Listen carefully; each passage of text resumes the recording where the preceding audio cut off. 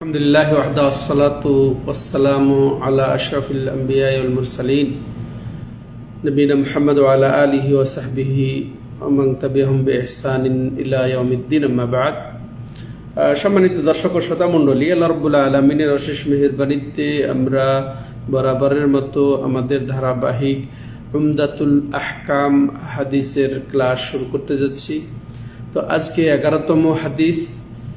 তো হাদিসটি হলো আন আনাস ইবনে মালিক রাদিয়াল্লাহু আনহু আন্না নবী সাল্লাল্লাহু আলাইহি ওয়াসাল্লাম কানা ইযা দাখালাল খালা ক্বাল আল্লাহুম্মা ইন্নী আউযু বিকা মিনাল খুবুসি ওয়াল খাবাইস।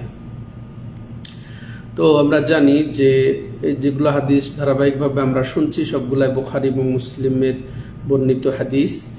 তো আমরা আমাদের নিয়ম অনুযায়ী প্রথমে আমরা হাদিসের সরল অনুবাদ শুনবো, এরপরে হাদিসের কঠিন শব্দের সংক্ষিপ্ত ব্যাখ্যা এবং এর শিক্ষা। তো আসেন আমরা হাদিসটি জানি যে আনাস বিন মালিক রাদিয়াল্লাহু তাআলা আনহু বর্ণিত, তিনি বলেন নবী সাল্লাল্লাহু আলাইহি সাল্লাম যখন তিনি বাথরুমে প্রবেশ করতেন তখন তিনি বলতেন আল্লাহুম্মা ইন্নী আউযু বিকা মিনাল খুবুসি ওয়াল খাবাইস, যে হে আল্লাহ, আমি তোমার কাছে নাপাক, খবিস, পুরুষ জিন এবং নারী জিনের অনিষ্ট থেকে আশ্রয় চাই। চমৎকার, এই ছিল হাদিসের সরল অর্থ। তো এখানে দুটি শব্দ ব্যবহার হয়েছে, তো বিশেষ করে খুবুস এবং খাবাইস। তার আগে আল্লাহুম্মা শব্দটা অর্থ হে আল্লাহ, আর আউযু আমি আশ্রয় চাই, হ্যাঁ, তো তোমার কাছে কিসের থেকে? আল খুবুস এটা হচ্ছে খাবিসের বহুবচন। খুবুস, খাবিস মানে আমরা সাধারণত বাংলাতে ব্যবহার করি খাবিস, হ্যাঁ, নিকৃষ্ট। তাহলে এখানে নিকৃষ্ট পুরুষ জিন বোঝানো হয়েছে। ওয়াল খাবাইস এটা খাবিসা, এটা মহিলা জিন, নারী জিনের কথা বলা হয়েছে। খাবাইস হচ্ছে খাবিসার জমা, আর খুবুস হচ্ছে খাবিসের জমা বা বহুবচন। তো আমরা শাব্দিক বিশ্লেষণ জানলাম। হাদিসের বর্ণনাকারী আনাস বিন মালিক রাদিয়াল্লাহু তাআলা আনহু, তিনি আনসারী সাহাবী। তো তিনি নবী সাল্লাল্লাহু আলাইহি সাল্লামের 10 বছরের খাদেম ছিলেন। আল্লাহু আকবার। আর তিনি অনেক বয়সও পেয়েছিলেন রাসূলুল্লাহ সাল্লাল্লাহু আলাইহি সাল্লামের দোয়ার বরকতে।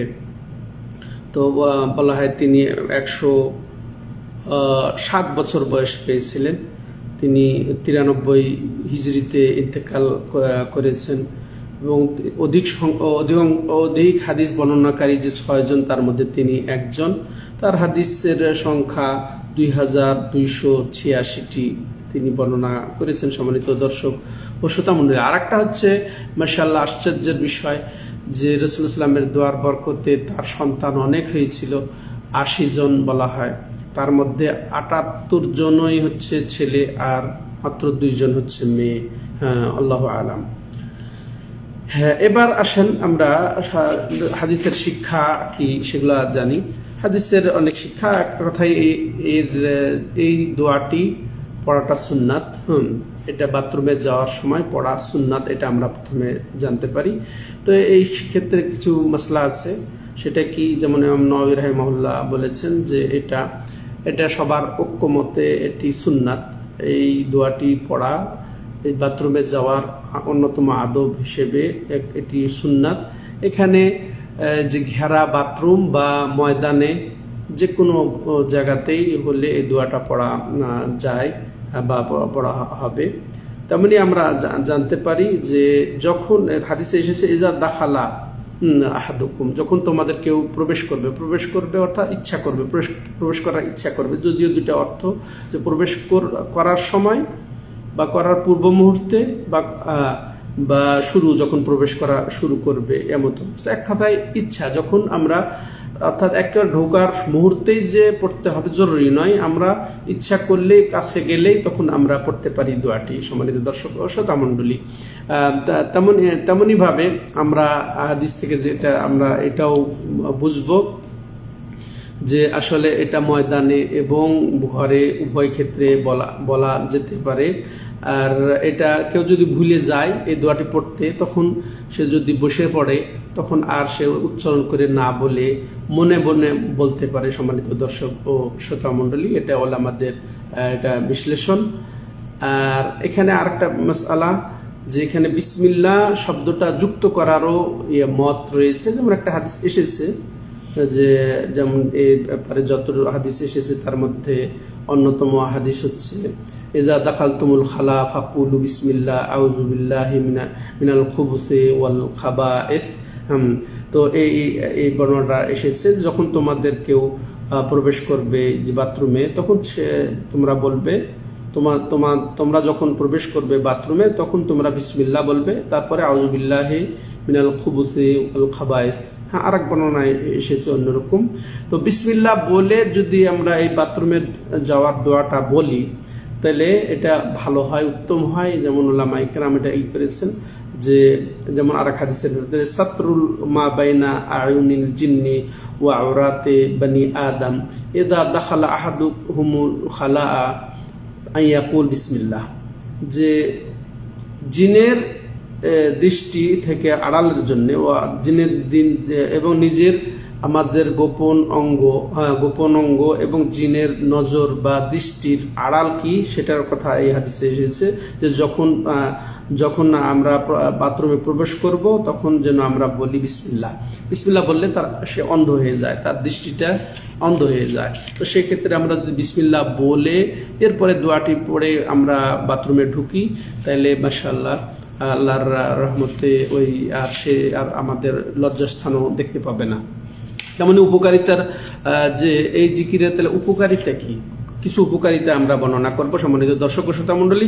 প্রথম উপকারিতা, যে আমরা এটা পড়া মানে কি রাসূলুল্লাহ সাল্লাল্লাহু আলাইহি ওয়াসাল্লামের সুন্নতের উপরে আমল করা। দ্বিতীয় হচ্ছে যে শয়তানের থেকে আমরা হেফাজতে থাকবো আল্লাহর রহমতে। হ্যাঁ, আল্লাহ আমাদেরকে হেফাজত করবেন। তো এটা শয়তানের, নারী হোক পুরুষ হোক, উভয় প্রকার জিন শয়তানের অনিষ্ট থেকে আমরা হেফাজত পাবো মাশাআল্লাহ। তেমনি ভাবে এর সওয়াবও পাবো, কারণ এটা একটা জিকির, এটা একটা দোয়া জিকির পড়লেই সওয়াব আছে, সেই সওয়াবও পাবো। তো এখন আসেন, তো এর কারণ কি, হিকমত কি, কেন বা এটা যে বাথরুমে আল্লাহর কাছে এইভাবে আশ্রয় চাইলে কি হবে? কারণ এখানে প্রথমটা হচ্ছে কি, যে শয়তান এটা খালি জায়গা, শয়তান এটা সুযোগ পেতে পারে। বনি আদমের কষ্ট দেওয়াই তো হচ্ছে তার নীতি।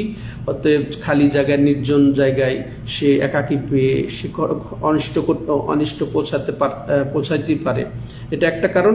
দ্বিতীয়ত হচ্ছে যে আসলে পেশাব পায়খানার জায়গা বা ময়লা আবর্জনার জায়গাতে জিন বেশি থাকে, জিন আস্তানা গাড়ে সেখানে।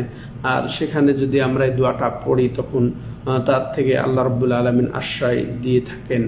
এটাই ছিল আজকের মাশাআল্লাহ এই হাদিসের সংক্ষিপ্ত বর্ণনা। আল্লাহ রাব্বুল আলামিন আমাদেরকে এইসব হাদিস জেনে বুঝে সুন্নতি তরিকায় আমাদের কাজকে সম্পাদন করার তৌফিক দান করেন।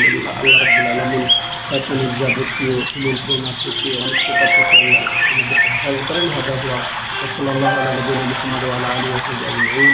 সুবহানাকাল্লাহুম্মা ওয়া বিহামদিকা আশহাদু আল্লা ইলাহা ইল্লা আনতা আস্তাগফিরুকা ওয়া আতুবু ইলাইক।